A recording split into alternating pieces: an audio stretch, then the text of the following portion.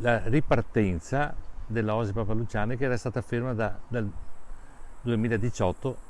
colpa del Vaia che è passato e ci ha portato via il sentiero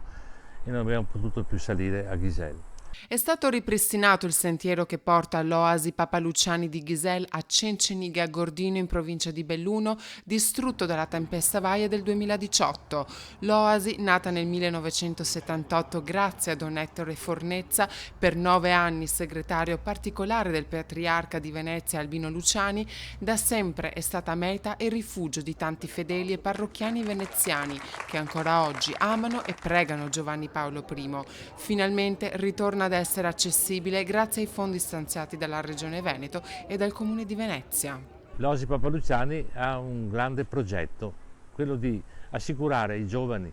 i nostri intanto giovani veneziani, di tutte le parrocchie dove io ho fatto il parroco, di ritornare a Ghiselles e continuare questa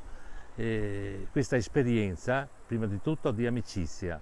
poi anche di vita cristiana, e soprattutto di essere uniti nel realizzare le cose che noi dobbiamo realizzare qui. Presto sarà attivo anche il nuovo impianto di pannelli fotovoltaici che daranno a Ghiselles energia pulita e consentiranno di dare luce ed elettricità a tutta l'Oasi. Il weekend appena trascorso è tornato dunque l'appuntamento con la festa di Ghiselles, un'occasione non solo per percorrere il nuovo sentiero, ma anche per ammirare la statua di Papa Luciani. E vorrei ringraziare tutte le persone che ci hanno aiutato, ci hanno dato anche la possibilità economica di continuare a realizzare le opere e sicuramente ancora ci aiuteranno per definire proprio la zona che diventi proprio un centro di accoglienza soprattutto per i giovani.